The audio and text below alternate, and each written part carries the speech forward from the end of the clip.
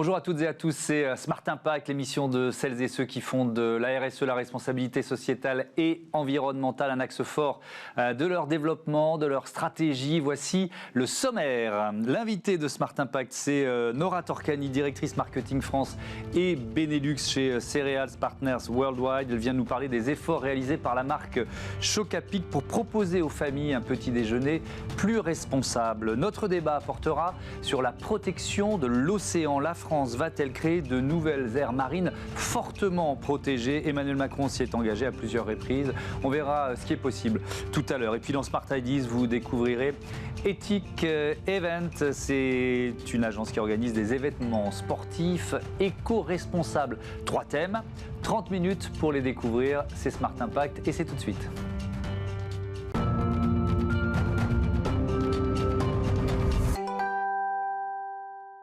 Bonjour Nora Torkani, bienvenue. Bonjour. Vous êtes donc la directrice marketing pour la France et le Benelux de Cereals Partners Worldwide. C'est le fruit d'une joint venture entre Nestlé et General Mills. Vous commercialisez des marques comme Chocapic, on va en parler tout de suite, Lyon ou Fitness. Chocapic qui s'affiche, c'est vraiment le slogan de la pub, drôlement plus responsable. Le contenu, pour commencer, qu'est-ce qui change dans vos céréales ? Alors peut-être, avant de parler du contenu, peut-être le contexte. Donc il faut savoir que la catégorie des céréales, c'est une catégorie qui a été critiquée ces dernières années, perçue notamment comme étant trop sucrée. Or, les céréales Nestlé et les céréales Chocapic, elles ont évolué et complètement changé par rapport à celles d'il y a 15 ans. Donc ça fait 15 ans qu'on mène des actions concrètes pour améliorer le profil de nos céréales, par exemple pour en réduire le sucre, pour augmenter les fibres, mais aussi pour améliorer nos pratiques, pour limiter notre impact sur l'environnement. Et donc sur le contenu, moi j'ai vu ces chiffres-là, moins 41% de sucre, moins 56% de sel, moins 54% d'acides gras, plus de fibres, beaucoup plus de fibres et de protéines. C'est en combien d'années ces chiffres-là ? C'est en 15 ans. En 15 ans. Donc clairement, c'est un travail en fait qu'on a fait petit à petit, qui s'est étalé sur 15 ans, parce que premièrement, on devait habituer le consommateur à un goût qui soit un peu moins sucré. Il faut savoir que quand on diminue le sucre, ça a un impact sur le goût, mais ça a aussi un impact sur la texture et sur l'aspect visuel du produit. Donc ça veut dire qu'il faut le faire petit à petit pour pas choquer entre guillemets le goût des habitués, des consommateurs. Exactement, c'est pour que les consommateurs s'habituent et c'est aussi parce que c'est un travail qui est difficile pour nos équipes de recherche et développement. Ça nécessite de trouver la bonne balance entre réduire le sucre et augmenter aussi les céréales complètes, puisque notre ambition c'était aussi de faire des céréales complètes l'ingrédient numéro 1. Ouais. Ça veut dire qu'il y a 15 ans, la qualité nutritionnelle des Chocapic, Alors, la qualité nutritionnelle, en effet, elle a évolué en 15 ans. Si je prends par exemple le Nutri-Score, aujourd'hui, nos céréales Chocapic affichent un Nutri-Score B. Il y a 15 ans, si le Nutri-Score existait, il aurait affiché un Nutri-Score D. Donc, clairement, on a travaillé pour améliorer notre recette. Et c'est intéressant parce que si on revient à la genèse du Nutri-Score, il y a eu quand même pas mal de freins mis par les lobbies de l'agroalimentaire pour qu'ils voient le jour différemment ou pas trop vite, etc. Finalement, c'est un outil de progrès. On peut l'admettre aujourd'hui. C'est un vrai bel outil. Et clairement, en tout cas moi personnellement, dès que Nestlé a décidé d'adopter le Nutri-Score sur ses produits, on était ravis parce que c'est l'occasion d'être beaucoup plus transparent par rapport à nos consommateurs et aussi, il faut se le dire, d'afficher notre avantage compétitif parce qu'on a des céréales aujourd'hui qui sont bien notées. Aujourd'hui, dans notre portefeuille, on a 50% de nos céréales qui sont vertes, donc notées A ou B, et 50% qui sont C. Donc on est assez fiers de ces scores et donc on les affiche. Et ça demande beaucoup vous l'avez dit un peu, mais j'aimerais qu'on rentre dans le détail, de travail, presque de recherche et développement, pour arriver à atteindre un Nutri-Score B, par exemple. C'est un travail et c'est une vraie priorité de notre entreprise, clairement. Sur les dernières années, on a entre 25 et 40% des ressources de recherche et développement qui ont été dédiées à la rénovation de nos produits. Et ça demande un travail consécutif, parce que comme je l'ai dit, réduire le sucre, augmenter les fibres, ça impacte le produit. Et puis aussi, ça demande des tests avec le consommateur. Parce que l'objectif, notamment quand on s'appelle Chocapic, le consommateur a envie d'un produit plus sain, mais il a envie d'un produit qui ait bon goût et qui ait ce bon goût de chocolat Chocapic. Donc on fait des tests avec aussi les consommateurs et avec nos panel pour s'assurer qu'on n'a pas été trop loin et qu'ils apprécient encore le bon goût de nos céréales. Quelques chiffres liés à la fabrication de Choc à Pic. 100% des céréales fabriquées en France, 105 agriculteurs locaux partenaires et cet objectif d'ici 2025, 100% des besoins en céréales couvertes par une filière blé bio. Alors, petite question sur ce bio, vous en êtes à combien aujourd'hui? 100% objectif 2025, vous en êtes à combien? Alors aujourd'hui, la majorité de notre blé bio, il vient du nord de l'Italie. Donc on n'a qu'une petite partie qui vient de la France. Ouais. Et donc c'est pour ça qu'on travaille aujourd'hui sur cette filière de blé local. Donc on travaille avec notre meunier, qui se trouve à 40 km de notre entreprise. Il faut savoir que le bio, on le produit à Rumilly. Et donc on travaille avec notre meunier. C'est dans quelle région ça? Rumilly, c'est la Haute-Savoie. Ok, d'accord. Et du coup, on travaille avec notre meunier et aussi avec les coopératives pour développer cette filière de blé bio local. Un peu ce qu'on a fait en fait avec notre blé conventionnel. Et ça prend du temps. Ça prend du temps. Parce que évidemment, la transition, elle ne se fait pas en une saison. Exactement. Il faut recruter les agriculteurs. On l'a connu. En fait, c'est quelque chose qu'on connaît parce qu'on l'a fait sur notre blé traditionnel, où on a mis en place notre démarche préférence, qui est une filière aussi de blé local et durable. Et donc, on a aussi travaillé avec les coopératives, avec les agriculteurs, pour mettre en place un cahier des charges, pour s'assurer vraiment que notre blé, il soit plus responsable. D'ailleurs, les agriculteurs qui s'intègrent à cette filière préférence, ils ont une prime? Oui, c'est ça. Ils ont une prime parce qu'on sait que mettre en place des pratiques qui sont plus vertueuses, dans notre cahier des charges, ce sont des pratiques qui respectent les sols, qui respectent la biodiversité, mais aussi les ressources en eau. On sait que toutes ces pratiques, en fait, elles ont un coût. Et donc, on rémunère mieux nos agriculteurs, notamment avec une prime. Alors, en moyenne, on est sur une prime de 1 500 € par agriculteur. Et par an? Financée, exactement, pour financer ces bonnes pratiques. Mais ça veut dire que le blé n'est pas rémunéré à son juste prix, si vous êtes obligé de rajouter une prime? Alors c'est vrai qu'en tout cas, on sait que si on veut aller plus loin et on veut mettre en place des pratiques qui sont plus responsables, on sait que ces pratiques, elles coûtent plus cher que du blé produit de manière conventionnelle. Et donc on compense en fait ce coût. Et en effet, on rémunère mieux nos 105 agriculteurs. Vous avez donc cet engagement plus responsable qui s'incarne dans une publicité. On la regarde et on en parle juste après. Hop là! Du blé complet cultivé plus responsablement, c'est le rêve pour faire des chocs à pic!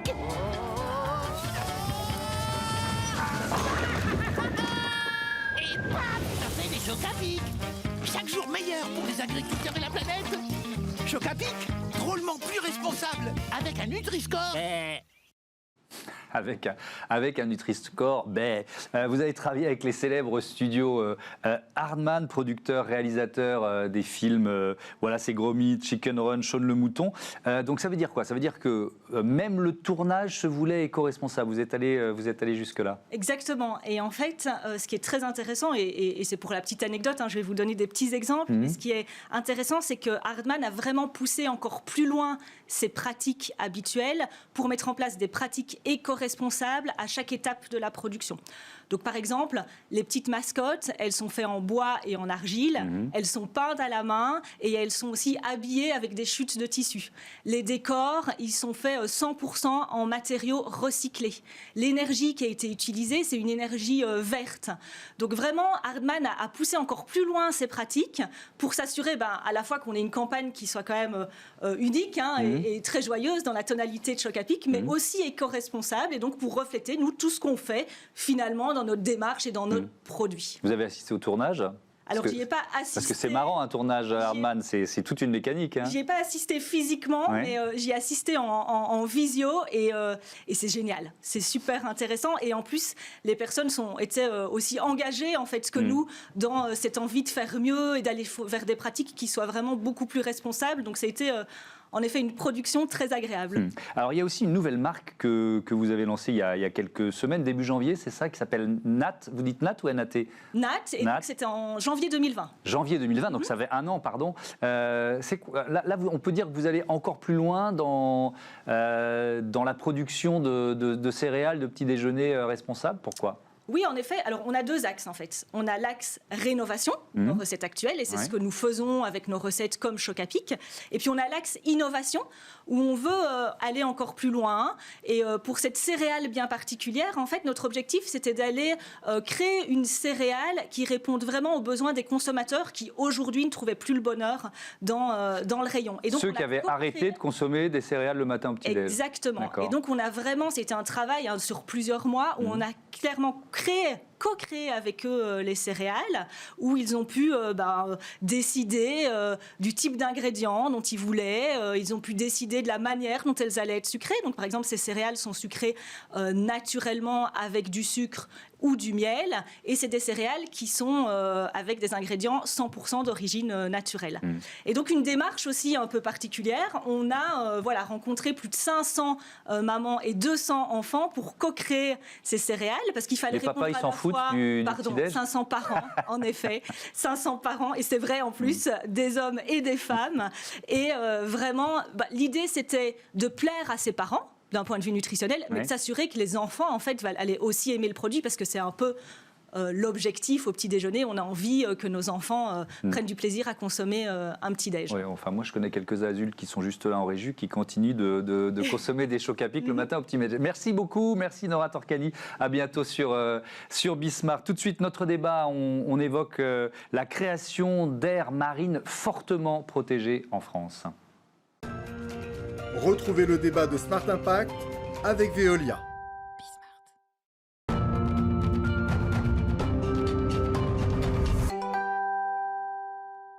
Comment créer des aires marines fortement protégées en France? C'est notre débat tout de suite avec Charlotte Sèvres. Bonjour. Vous êtes doctorante au Centre de recherche insulaire et observatoire de l'environnement. À vos côtés, Frédéric Lemanac. Bonjour. Bonjour. Bienvenue, directeur scientifique de Bloom, association qui œuvre à la création d'un pacte durable entre les humains et la mer. Je rappelle le contexte. Emmanuel Macron s'y était engagé au printemps 2019. La France veut placer 30% de son territoire et de ses eaux sous un statut destiné à protéger leur biodiversité. Alors, les terres étant sous l'emprise des activités UM, sont surtout de vastes proportions d'océans qui sont potentiellement concernés. On peut dire ça, Charlotte Sèvres?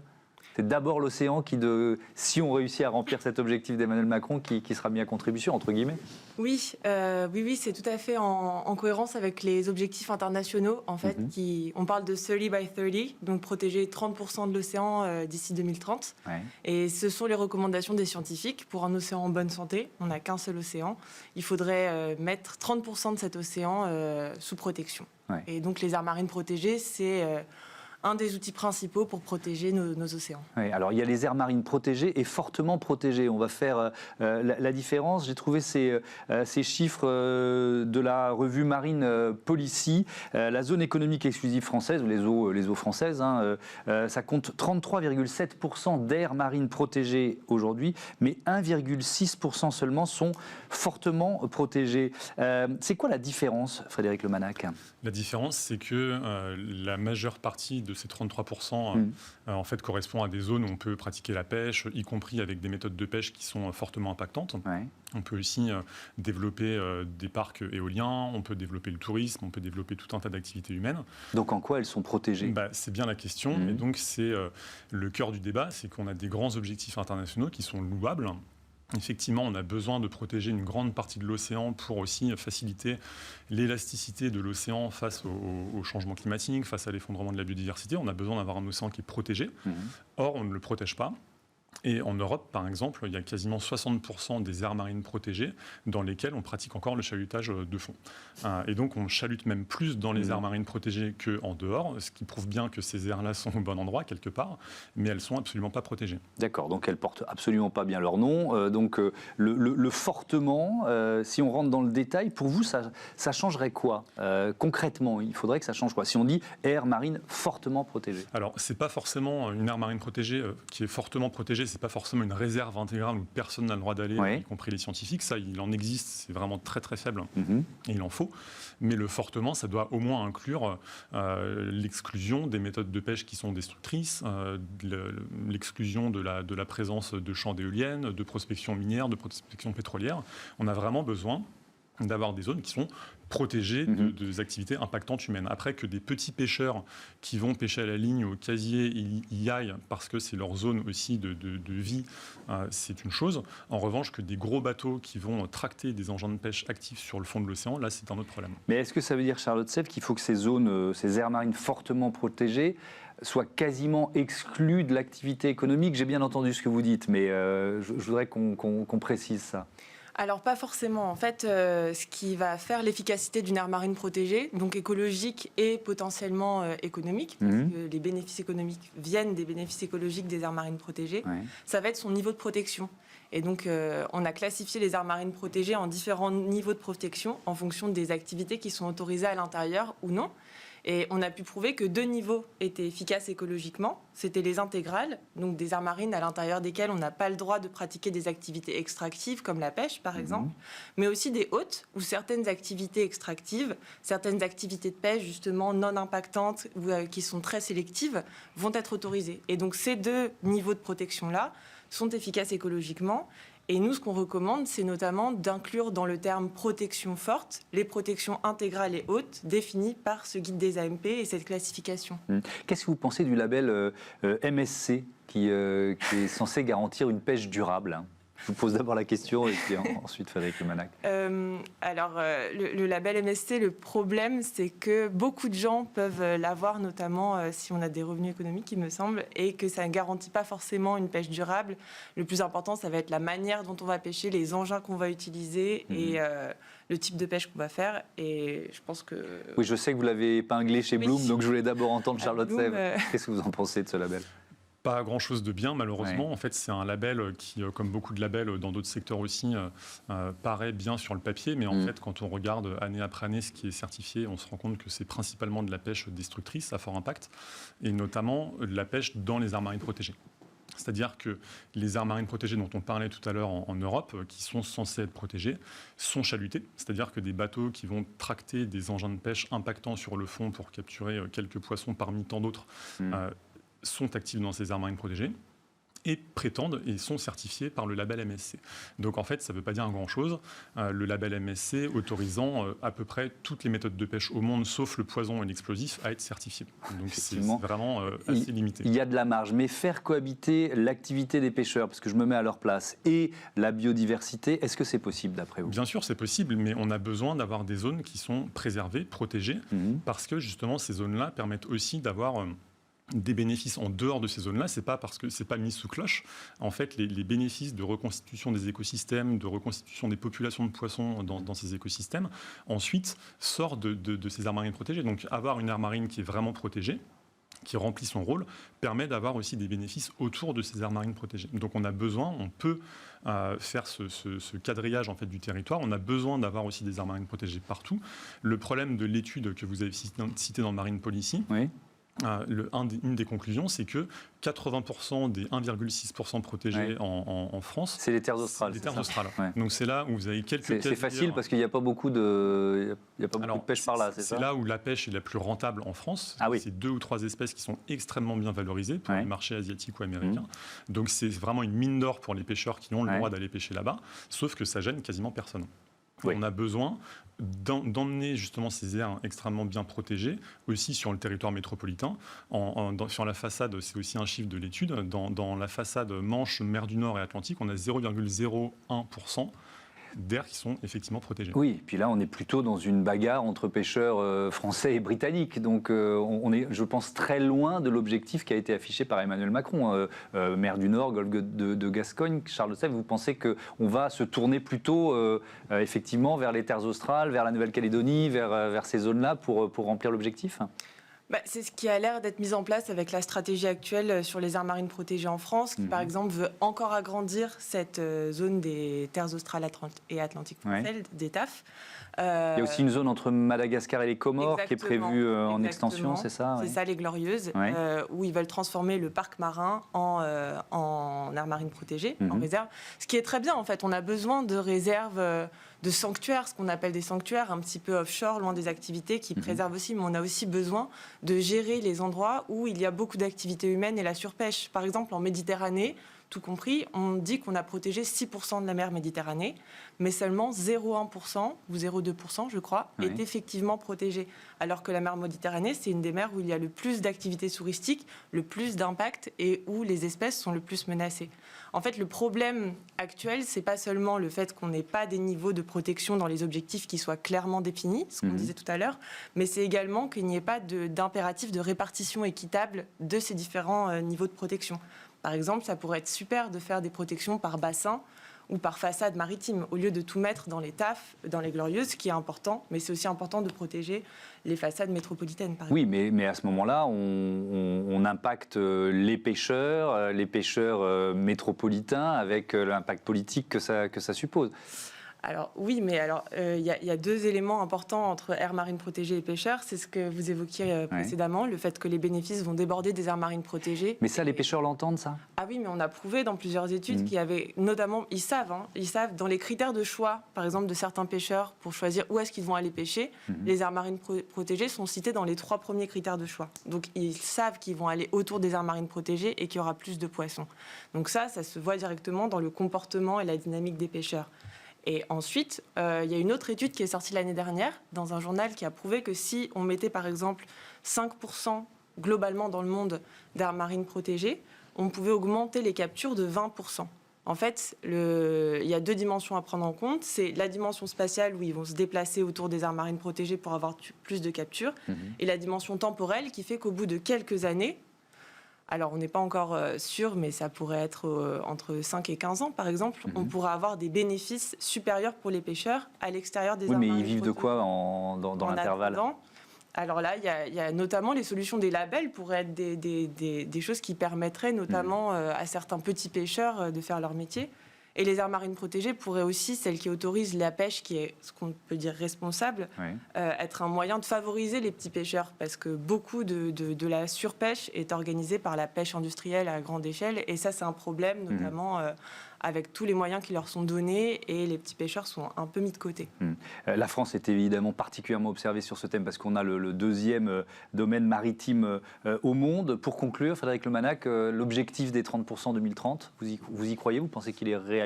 Il est réalisable sur le papier, c'est certain qu'on va l'avoir. D'ailleurs, l'étude que vous avez citée dit qu'on est déjà au-delà de 30%. D'autres... Ouais, on est au-delà sur les aires marines protégées, pas fortement protégées. Pas fortement protégées.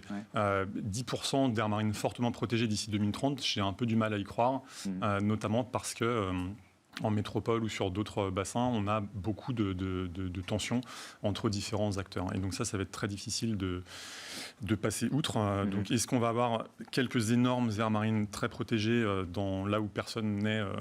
C'est possible, mais en tout cas, je crois que ça va être très difficile d'atteindre 10% d'ici 10 ans. Eh ben, on suivra ça dans Smart Impact et on donnera la parole dans quelques jours à des pêcheurs aussi sur ce thème. Merci à tous les deux d'être venus débattre. On passe tout de suite à Smart Ideas, la bonne idée du jour. Smart Ideas avec BNP Paribas. Découvrez des entreprises à impact positif.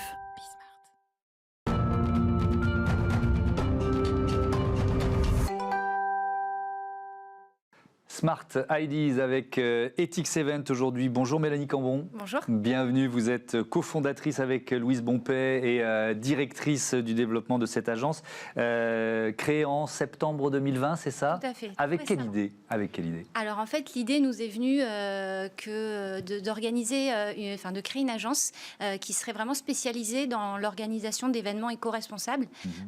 Et on souhaitait aller plus loin que ce qu'on voyait qui était actuellement en place, et notamment dans le domaine du sport, où vraiment les choses à nos yeux n'allaient pas assez loin. Et donc on est parti avec cette idée de créer une agence qui produirait ses propres événements, puisqu'on produit nos propres événements. C'est-à-dire que vous avez créé, inventé les événements. C'est ça, et on va en parler donc après, je pense. Et on est prestataire de services également pour des entreprises et des associations qui souhaitent bien sûr sous-traiter l'organisation de leurs événements, les rendre plus éco-responsables et leur donner plus de sens. Parce qu'un événement sportif, un marathon, j'ai participé à plusieurs marathons marathon, c'est polluant? C'est catastrophiquement polluant. Ouais. Alors sur des événements aussi importants en termes de nombre de participants, c'est plus compliqué que sur un petit événement forcément. Mais voilà, il y a des actions qu'on peut avoir aujourd'hui qui existent et qui ne sont pas encore prises. Et nous, on a décidé de créer des événements qui iraient au bout de ce qu'il était possible de faire aujourd'hui. Run for Planet, par exemple, c'est quoi cet événement? Alors, ça, c'est l'événement que nous organisons cette année. C'est une première édition, donc on l'organise dans 3 villes, à Bordeaux le 6 juin, à Paris le 20 juin et à Lyon le 13 juin, donc 3 week-ends consécutivement. C'est la première course éco-conçue solidaire organisée en France au profit d'associations qui agissent de manière très active pour la protection de la planète et la préservation de la biodiversité et du vivant au sens large. Voilà, on a choisi 4 associations bénéficiaires de cet événement. Donc c'est quoi? C'est de la course à pied? Alors voilà, on invite les personnes à venir courir ou marcher pour les moins sportifs du lot, parce qu'il y a 2 parcours, donc un 5 km non chronométré, ouvert aux coureurs, aux marcheurs et même aux enfants à partir de 6 ans, puisqu'on souhaite vraiment faire des événements qui sont quand même ouverts à tous. Et c'est également donc un parcours de 10 km chronométré, qui lui sera bien sûr un peu plus cible sportive. Voilà. D'accord. Qu'est-ce qui change? Parce que vous nous dites, on crée un événement éco-responsable. Oui. C'est quoi les leviers?